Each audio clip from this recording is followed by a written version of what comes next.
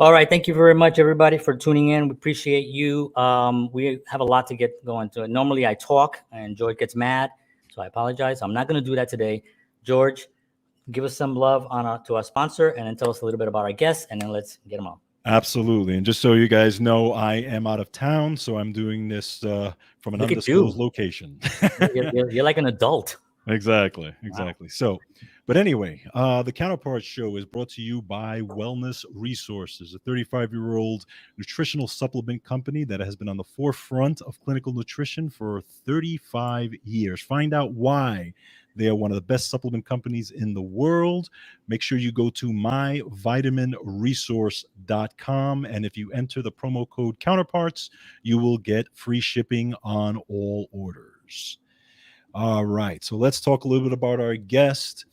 Today, we're going to, like John mentioned, we're going to be speaking with Mr. Rick Dugdale. Now, Mr. Dugdale is a Canadian film producer and director. He's the president and CEO of Enderby Entertainment and an independent film finance and production company. He is also the co-founder of Viewly, a premier platform for collecting, watching, and trading exclusive limited edition feature-length films and collector NFT film content. In 2021, Rick directed the film Zero Contact featuring Anthony Hopkins, which was the first feature film to be released via the Viewly platform. And John, I watched that film not long ago. So interesting, and I'm very excited to talk about how it was made.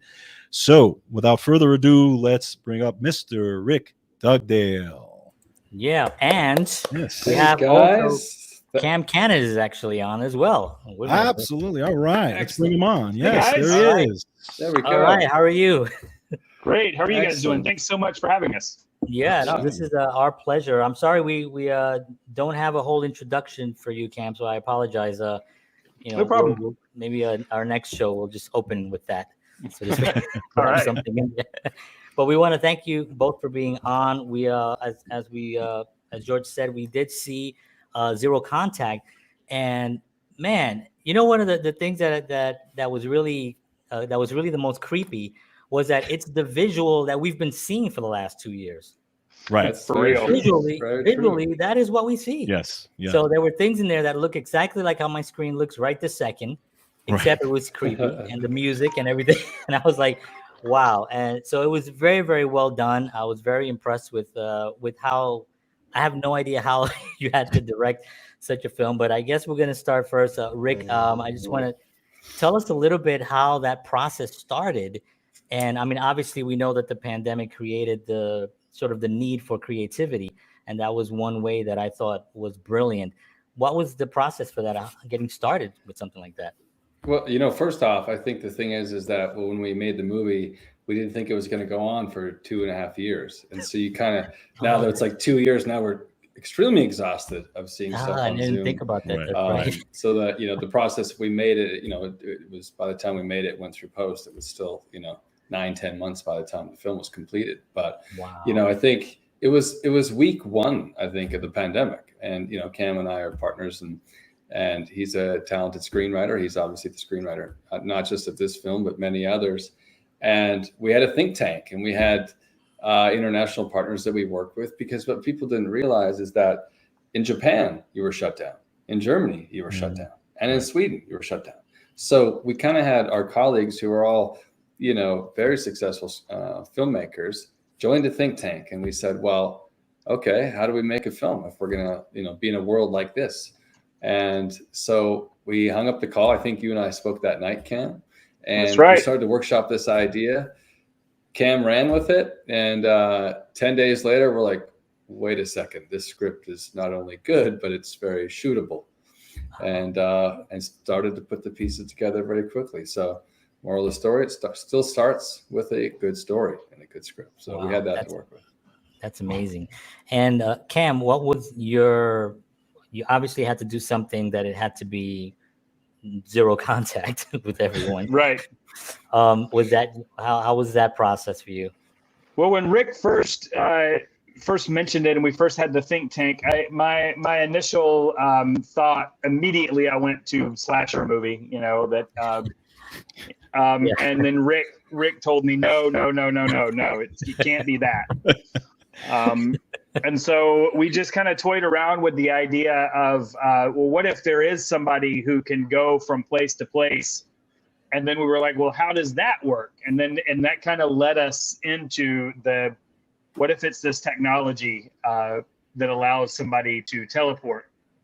And then, of course, it's revealed that it's not just teleportation, it's temporal teleportation that they can do. And so we just kind of backed into it. A lot of it came from avoiding the slasher thing that Rick was so smart to say. We figured everybody would probably be trying to make that movie. Right. Exactly. That's probably the other thing too that was funny is that you had to have this person travel around the world. So you kind of had, as you can see, it's a different person wearing wardrobe, which is a black hoodie that we could assume we could get in every country and be accessible.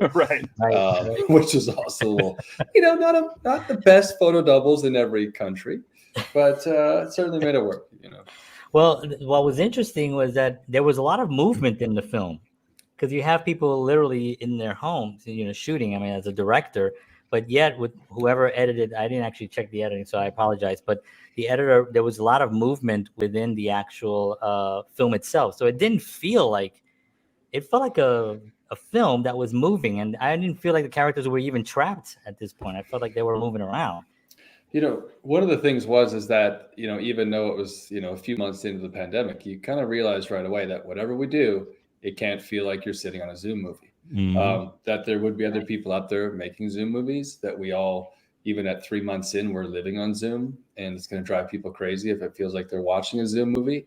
So you kind of had to find production value in every little place possible. And that was, camera movement. It was, sound design. You have, we obviously used a lot of stock footage just to get us outside of these spaces for establishing, having the drone shots, that takes you out of, oh, wait, I thought it was a Zoom movie, I think one of the coolest things that we experienced is that when we saw the film for the first time in a big screen at the, at the Gromans Theater, actually, and Cam and I were there going, wait a second, this actually, not only does it not feel like a Zoom movie, but it holds up in a big movie theater, which, nobody was going to movie theaters at the time. So, yeah. Cam, I'm sorry, George. I told you I was going to do this. That's okay. I had one. I'm used to it. One question on when you were writing, you had to be conscious of the fact that every actor had to sort of be their own cinematographer, or at least their own lighting. How did your thought process as you're writing, did you take that into account as you're creating characters, or was that something that you figured Rick will have to figure out? At first, it was Rick's going to have to figure it out, because I wanted to get through it as quickly as I could, because we really were we created some pressure on ourselves, kind of for the exercise of it, but also just to be moving and be doing it kept our mind off of the pandemic and all the crazy stuff that was going on. So we poured everything into it, and then once I wrote it, it was sitting down with Rick and with the DP, Ed Lucas, and figuring out, okay, this is going to be a security camera. This will be this kind of camera. And then Ed and Rick and I, but mostly Ed and Rick, kind of designed it from the script to what can we accomplish in each house? How many cameras does this actor have? If he's got, for clarity, Cam, you were a producer too, so you're like, oh wait, I also have to solve the problem that I wrote. Right. So that added a layer. That's true. Right. Exactly. That's amazing. So, I'm just curious to find out what are some of the obstacles that you had to go through to get this done? Because I mean, obviously, you're dealing with. I know you're traveling all around and trying to, go. I think you were working outside of some people's houses with their Wi-Fi and trying to deal with signal issues and stuff like that. Talk a little bit about that whole process. I think the biggest issue right from the get-go was convincing people that it wouldn't be a waste of their time. Right. Not that they had, they had anything else going on all 2 days. What were they going to watch on Netflix was the biggest, decision they had. Tiger King. But I think. That was huge. But the thing is convincing them that it's possible, and how it's written and how we'd walk them through it and kind of hold their hand. And then it was kind of the technical aspects of, we'd have Zoom calls that were essentially a location scout, and we'd have all the technical department heads on the location scout, including something that's unusual. We'd have the editor. By the way, the editor is Håkan Karlsson, an incredible editor from Sweden. Yeah. But like, we'd be on the Zoom for a location scout, and they would walk around with the laptop, and we'd say, okay, great, that's going to work for scene 38. Great. Can you just turn the light on? You know what? Grab the lamp from that room and just make a note. That's going to work in the other room for tomorrow night when we shoot, scene 80 or whatever it's going to be. Yeah. And then the people, the actors would kind of note it, and we had a great AD, which is also made the set feel real. So Artie Carlson, we had a board essentially, and he's like, okay, guys, for scene 38, it's going to be, Alex's, den, and over here it's going to be his kitchen, and then that was, you would zoom in the next day for the set, and it's like, it's he came out of his trailer, which means his bedroom and wardrobe, right. And we would shoot. But convincing people it could be real, was the biggest issue out of the gate. And it's funny because you're getting Sir Anthony Hopkins on this, and I'm like, okay, how are you getting him to buy into this whole vision of this movie? I think the thing was in the very beginning that the way that we knew we were going to shoot it, each actor by themselves, right? We kind of knew in the back of our heads that there's an opportunity here to save one character for a later date, right? And the thing is that, the way that we shot it, like no actor, because a lot of people think that we just zoomed in and recorded, right? And then you would take the footage from Zoom, or you'd have a camera, but that doesn't work because that's not a releasable film because the quality's not good. Right. So every actor shot themselves. They never met the other actors. There was like one table read, which was a broken internet feed of a table read, and that doesn't work. But the coolest thing is that you'd have like Chris Brochu, performing this awesome performance, right. And I'm sitting here going, he's acting opposite the AD. Right. Yeah. And you realize that this like lack of chemistry because he doesn't even know who's playing the other part yet. Right. Wow. And that lack of chemistry is what we've all lived in 3 years. Right. This lack of emotion and connection, which I really believe plays into the movie. Yeah. Because you see them come together in the end, but they're coming together online, just like we've all had to do, Yeah. But that lack of chemistry is the coolest thing that I think really worked for the film.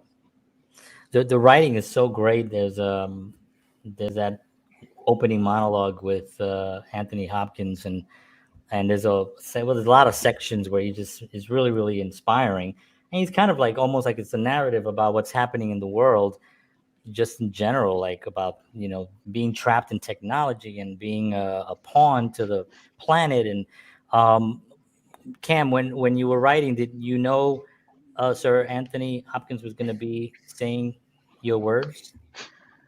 I did not initially, but then once we got him on board, we got together and worked on rewrites to try to suit it a little to him. There's a couple of the monologues that are the same as they were before, but then we couldn't resist, trying to find ways to have him say things that that sound cool coming out of it. Take advantage of who he is. Yeah. And then of course he was really fun with a lot of it too, because he would say, we'd be on the Zoom, we were in his driveway basically, right, Rick? Yeah. And he would say, I don't think I'm going to say that one, Cam. I don't like that one. Okay. Right. Okay. What are you gonna say? That's awesome. So I wanted to actually ask you about the Enderby Entertainment. We're gonna obviously we'll talk more about Zoom Zero Contact as well. But tell me, I read, I went onto your site and the purpose and the values that's on the page, and it's so inspiring to see that, because it's one of those things where, in the industry, you kind of expect, maybe I shouldn't say that, but sometimes it's just nice to see and to read those words on your site that you really care about not only the work, but you care about the crew, you care about the investors, you care about the project, you care about the writing and the storytelling being the most important thing. How did that come about with you and Cam when you guys decided to put this together? Because it's such an important, for me, I'm seeing a lot of different these agencies. It's such an important thing to read, and I was like inspired by it. You know, Dan Petrie Jr. is my business partner, and him and I founded the company in 2006. We had met in 1999 doing a film in Vancouver that he was producing and was one of the writers on. And I kind of took his lead ultimately. I mean, the Petrie family in general and everything that he has to offer, you know, very gracious, very much the mentorship program. And that was, you know, who I looked up to, and our partnership kind of bled into the philosophy of what Enderby would be. And I think it is in our DNA that, you know, we live by the life's too short motto, and you pick your partners, and you know, every time you make a film, you're really getting married, and that marriage is going to bring kids, and the kids are going to go to college, which means someone's always going to have to look after that film, you know. And I think sometimes people forget that, is that a film, this little independent film that goes to Sundance, what happens to it in 10 or 15 years, right? It needs to be relicensed. You got to file taxes. You got to check the collections, all these things that people don't think about. But as Enderby, we really were focusing on, you know, just working with the right people and developing people that think the same way. And we do a lot of work with the Austin Film Festival, the Austin Screenwriting Conference, for the same reasons. And that is, you know, to try to create a mentorship, to try to, you know, find more team members and just kind of offer our advice and our opinions as to what we've experienced. And, you know, my role is to continue what Dan has started and the Petrie family in general has started. So I think it's probably what makes us unique a little bit. You know, we don't get to make movies without collaboration, and that includes investors, you know, look after the people you work with. Yeah, it's important. Cam, do you how was your involvement? I met Rick and Dan several years ago when I was working for another company, and Dan was kind enough to ask me to do a rewrite on this project we were doing with my old company. And the movie never happened, but I just stayed friends with Rick and Dan through the years. And then when there was finally room, I jumped ship and came over. And it was because of the very values that you see written about on the website. It was, you know, life's too short. The old job wasn't always very fun. I got a couple of movies made. I wasn't always happy with them. It was a kind of place where there's a lot of these where they're making a product more than they're making a film. You know, not to sound too artsy, but you know, you got to get this guy and have an action scene every 10 pages and A plus B equals C kind of thing. Right. They're not necessarily focusing on the experience of the story. They're focusing on what's going to draw. But don't you find it that in recent, I don't know, just recent months, actually, I guess, that people are really want to get films that actually inspire and have a different take. Like, you know, the Marvel series, it's such a huge thing, you know, but you kind of understand it. And I love it. I have a 5-year-old son. We geek out on it. So we love it. But, you know, when you have an organization that can really storytell with a purpose, I find it that Hollywood, maybe not Hollywood, but there are organizations that are doing that more. Is that something that I'm just lost here in Nashville seeing? I mean, I think personally that like society is getting smarter, and the culture is having a comeback, and interest in other topics and other pieces of storytelling and art are becoming more appealing to the younger audience. Yes. And I think, you know, the theater business is going to have a comeback in a big way. And obviously Maverick and the Marvel movies are making that happen. Right. But there's an interest that those 16-year-olds are having for non-Marvel movies, you know, and I think that's going to bode well probably for next summer. I think you're going to see more films in movie theaters that aren't Marvel movies, because right now that seems to be all that there is. And of course the theater business needs that, because coming out of COVID, you need to fill the theaters, otherwise there won't be a theater business. But people are getting smarter and they have a wider appeal in terms of interests. And I think that's driven a lot by the streamers that are providing international content. Squid Game is a massive hit. That's a South Korean show. Yeah. Right. And, I think the 16, 17-year-olds, where are we in 5-10 years when you still need to get them to come to the theaters? They're not probably fully interested in the Marvel universe at that point, or at the very least, they're going to have a wider interest, I think, ultimately. Yeah. And culture is having a comeback. I love that. That should be a T-shirt. Great. There you go. But it's interesting, and I think you're right, because even I have a 15-year-old, and she loves movies and stuff like that. And earlier on, when she was a little bit younger, she would like the Marvel stuff, but I noticed that she shied away, and she's watching more now, a lot of more meaningful storytelling, whether it's movies or TV shows. I've noticed just by what she's watching, and I'm like, But then I ask her, "You want to watch a Marvel movie?" She's like, "Yeah, whatever." So it seems like she's even having that shift, which is very, very interesting. And it's funny as a dad to watch that shift, in her. Yeah, it's human nature. I think you're seeing look, it's not just film and entertainment, but like youth are leading; they don't want to be led.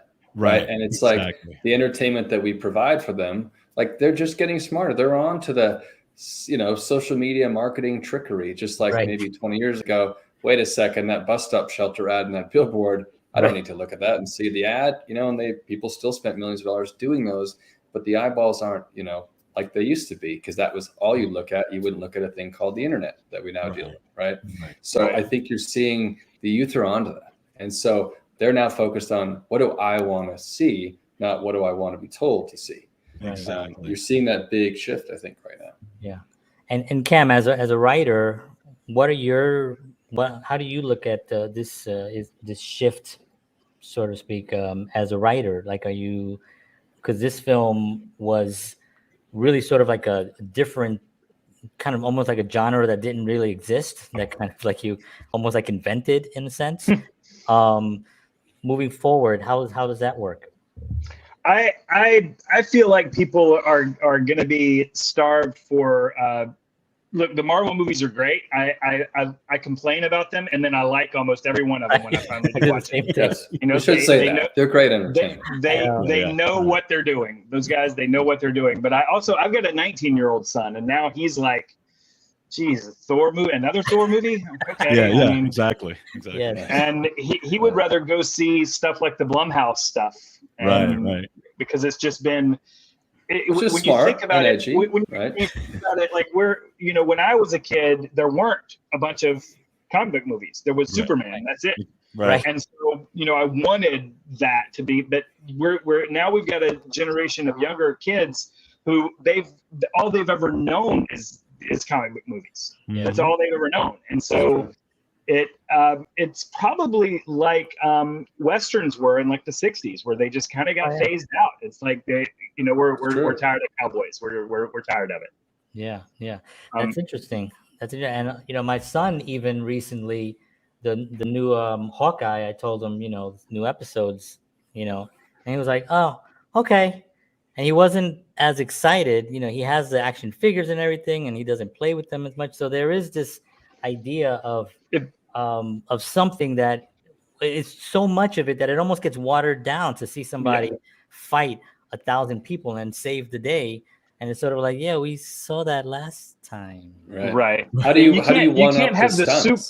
Right. You can't have the Super Bowl every weekend. Right. And it's not an event. Exactly. It's not an event if there's one every week and there's 10 of them streaming at the same time on Disney Plus. It's just not the same. We should say, and a shout out to our dear friend Aleks. Paunovic, yes. We'll be happy to get your 5-year-old son the Tracksuit Mafia signed action figure. So, Aleks, I'm sure you're listening, or will watch this on repeat. I'm sure we can make that happen for your 5-year-old son. Aleks was cool. He actually reshared one of the things that I shared on social media, so we appreciate it. So he really wanted to be here. He really wanted to be here. Yeah, that's cool. He's great. And Gen Zeros, I think I was checking that out. I was like, this is awesome. And that actually leads me into NFTs, because this is really an amazing thing. It's something that I've heard about. I've heard of Gary Vaynerchuk talk about it. I've heard of all these other guys. I'm in the space, And to see this film and to see that it's an NFT product now, tell me a little bit about how that started. We made the film, and once we saw the outcome of it, we realized that maybe it would be a disservice to release this film in a traditional sense. And we were fortunate enough to be working with some tech guys involved in this space. And I reached out and said, hey, listen, what would it look like if we had, a 95-minute NFT? And what does that cost in fuel? And how does this work? And within a couple of days, we kind of had a structure laid out to build this platform called Viewly. And ultimately, it took about 6 to 8 months to build it. And we launched on OpenSea as kind of the billboard to Viewly. Mm-hmm. And now Viewly's been operating since February, March. And it's, going through the process and being part of Viewly, you realize this is probably a real way to release your movies. Going back to what we were just saying about the youth, it's like the 16-year-olds are okay with digital transactions. They're okay with digital content. Mm-hmm. Does every 16-year-old have a hard wallet and NFTs? No, not necessarily. But that mindset, right, moving forward in 4 to 5 years, it's not a big deal to own an NFT. And it won't be called an NFT in 4 to 5 years. It'll have some name that'll be, less the stigma behind NFT and Bitcoin ultimately. Yeah, and I have an 11-year-old daughter, and she's on, Roblox, and so she buys a fancy hat. Well, that fancy hat is it's an NFT, and so of course it's all going to go in that direction at some point. I think that I find it exciting. At the same time, I find it a little confusing because, like, what can you add into it that provides more value, not just for the 16-year-olds and the kids that understand it, but for the older generations that are still some might want to go to a drive-in at some point, but just want to go to the theater. That still, I don't know how that balance is gonna go. Well, first off, I hope the 11-year-old didn't have that transaction on your credit card. Watch for more of on my credit card, because then you do have a whole NFT collection. Just happens to sit in her wallet. I think the thing is that when people, trying to understand NFTs and what's the difference from the Lionsgate release in our case, and Lionsgate's a great partner that we worked with, and the NFT community. And let's talk about Web3 too for a second. Web3 and the future of where we're going with things is essentially, to sum it up, there's many ways to define it, but it's almost a decentralized world, a decentralized globe with no borders, which means kind of open honesty, transparency. Imagine a world of positive culture and positive in nature with no negative feedback and reviews and trolls and bullying online. That's really where Web3 is going, right? And so the NFT offering in a film and the magic word utility that we all point to, what does that mean, and what is the utility for this film or this, Bored Apes, right? Or the Jack Dorsey tweet? There was no utility with that. And then you question, well, why has the value gone down? It was just a piece of paper on a wall. There was no utility. It didn't get you dinner at Jack's house or anything like that. Right. So the NFT holders in our films and every film that Viewly releases, we look at it like a treasure trunk of utility. And you open it up, and if it's a film that's in development, here are the things that you can add to your list of utility, right? If the film is completed, that's going to have a different set of utility. A few things at the crossover, but you're not coming to the set because the film's done, right? And then there's maybe a sequel. In our case, like, you might be able to get a ticket to Antarctica because you're in our community and you're growing with us and we're listening to the community. So it's a lot, it's a lot different than a traditional release because it allows us to connect with the fans when they leave the movie theater. When you go to see Maverick, you go to see Marvel, you leave the movie theater, you're gone. You don't connect to the distributor or the movie makers, right? You're going to stand by to see the next Marvel movie. So it's really about, like, engaging this community that's along for the ride with you. And you give them something, they give us something positive in nature, future of Web3, give them an NFT and build a community. Yeah, and value will increase as the time and also the project itself gains a whole life in itself. And so it's all about investing in that product. Yeah, at the very least, I mean, we never sell NFTs to say, buy now, it's worth more later, right? We're providing, an NFT that has utility. But when you buy a Blu-ray, what happens after you've watched it a couple times? You're either going to give it to your buddy, it's going to go to the cottage, or it's going to be at a garage sale for $1. That's the extent of the life of a Blu-ray. An NFT, if you continue the community and you continue the brand and the product and you build from that, it will always have a life. Is the value going to exceed that you purchased, what you purchased it for?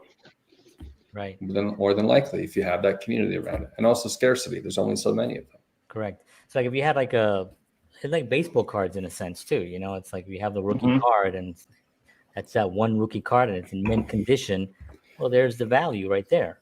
Somebody that you didn't know was going to become, when you were a kid and you're collecting, the basketball set, did you know that there was only 1,000 Michael Jordan rookie cards made? Right, you didn't know that as a kid. Right. You just kept spending your allowance trying to get the one. Exactly. But it's like, no, there only was 1,000.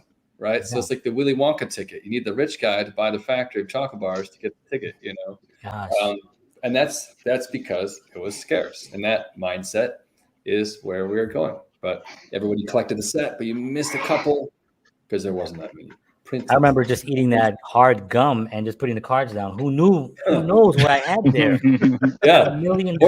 Or making on your bicycle, making the motorcycle. Yep. It's like, damn it, that was a Wayne Gretzky rookie card. Can you imagine? Yeah. There goes that $2 million card. But hey, at least my bike sounded good. Exactly. Yeah, exactly. Yeah. George, I got one question. I know you go right ahead. Go right ahead. I actually ask because Cam, you had mentioned earlier. I'm going to put up. This you had mentioned earlier pressure. You put pressure on yourself to kind of like write and to kind of get things going, because I think during the pandemic, I think it was one of the traps that a lot of people kind of ran into. I started this with George and we were like, well, we got to do something. We got to go meet people. We got to do something, we're both musicians. We played in bands together and we recorded records. I'm a filmmaker, so we're very creative people. What kind of pressure did you put on yourself to say, okay, I want to get this done by this? How was that a difficult thing during this pandemic with all the uncertainties that were going on? I wouldn't say it was difficult because I don't mean that to sound like this is easy for me. It's not difficult because I love to do it. Right.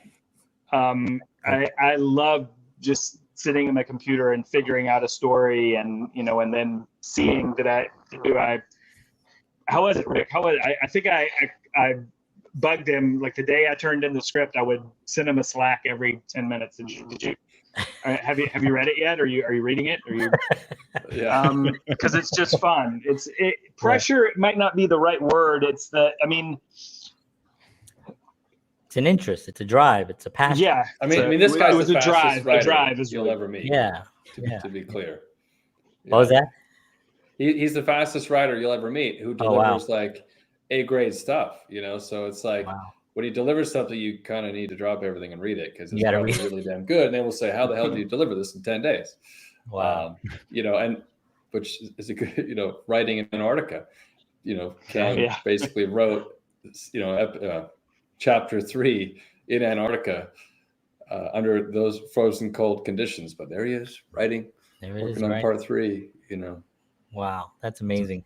Okay, George, I'm going to give you a chance. Thanks, John. I appreciate it. No, just actually 2 things. One, Cam, I was just wondering because you in one of the things that hit me with this film was the father and son relationship. Mm-hmm.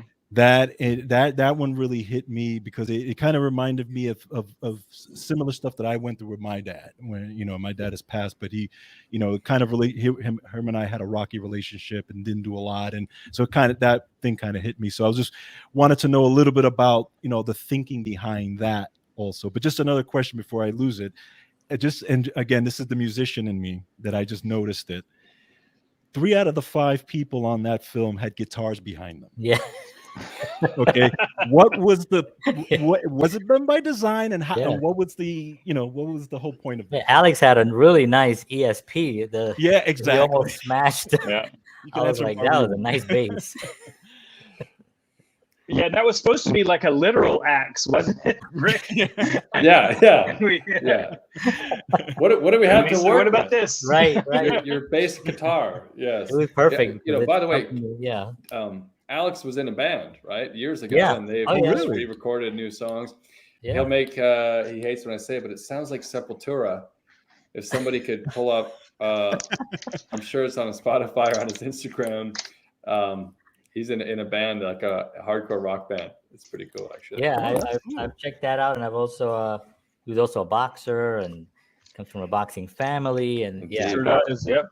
yeah, he's a very creative guy. We're gonna check all that out, and we'll tag him on stuff.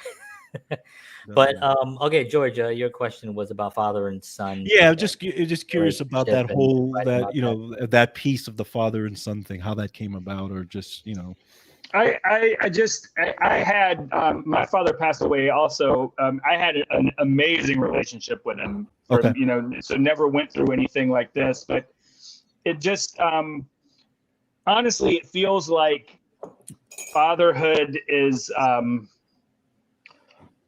it's a really strong theme to me, because we live in a world where, just my opinion, we've devalued fatherhood a little bit. Right. Yes. And agreed. And so it to me, it resonates because it's so because of that devaluation that we've, that I perceive. You guys do too. Not everybody agrees with us, but it's just you go back to like Field of Dreams and movies like that that last scene explore that. Oh yeah. And so that was kind of the inspiration, was I didn't have a dad like that. Okay. But just, kind of thought from, came up with the Finley character first. Okay. When we were talking, that was one of the first ones we came up with. And then when we had to start with the, when we were coming up and talking about the other characters, I had the idea for the son being the proxy, and then it was like, what kind of dad would this guy have been? I don't think he would have been, there all the time. Right. And so then it was just natural to explore that theme once I had thought of those two characters. It just felt like the natural way to go. Yeah, because it really hits you, especially when you look at, okay, this guy is, a driven guy. The father's successful and driven, and he's making all these things happen, but at the expense of the family dynamic, maybe, or the relationship with the son. And then later on, where he actually says, I wasn't there. Maybe he kind of admits, I know I wasn't there like I should have been for you. And it's a very pivotal moment in that movie. I think you're spot on too about the fatherhood. I never met my dad, but my grandparents raised me, and my grandpa was my dad, and he was amazing, and it was awesome. And I remember my stepdad who's passed, and I won't say anything negative, but there was a lot of issues there. And I remember always thinking to myself, when I have kids, I am going to be so different. Exactly. And I think that's lost. Yes. Like, we're not, and I don't want to get into a whole thing, but I mean, George and I talk about it all the time, because we're from the South Bronx. We grew up with like nothing, we had to fight our way out. And I just thought to myself, why would we grow up and be mean to our children or ignore them? I'm going to treasure them, Exactly. And so anyway, that in the film, when he's, he starts crying, and and I think, he realized that he really put a lot of effort. Of course, he made him a time traveler. So I mean, my grandpa provided something. My grandpa, he bought me a guitar, but he didn't. I couldn't time travel. But Bruce, you just killed it in that scene, man. He just crushed it. Yes, I agree. You know what, Ken? That was the scene where like we're all zoomed in, and you had the Tink, the production designer, the editor, the whole production crew is on Zoom, and Chris, who is a dear friend and an amazing actor, just like crushes it, pours his heart out on Zoom, and you just look around like the Brady Bunch. I'm looking at each screen, and everyone's just like, that's when we knew, this is going to work, right? It was because, and everybody bought in at that point. Because it was really fun shooting all of it, and like when we were doing Alex's scene, or even Martin Steinmark.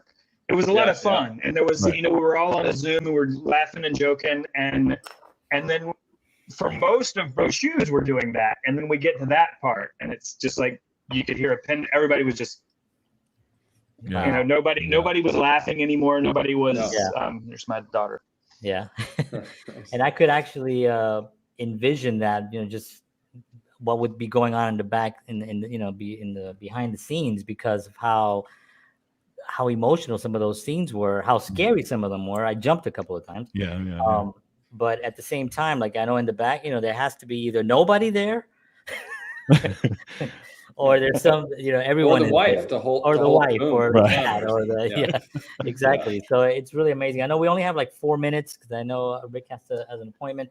What are you guys working on now? And where can we see it? I know obviously I'm going to put up the website, but what are you working on now? Well, first off, Viewly right now is we're onboarding more titles, and that's going to be a really cool experience, kind of going through the process, releasing a bunch of new movies on Viewly and making that a consistent thing where you can build a community and ultimately be part of your finance plan when you're making movies. And that's a lot of the questions is how can you use that to help finance your film? So that's really exciting stuff that we're doing at Viewly.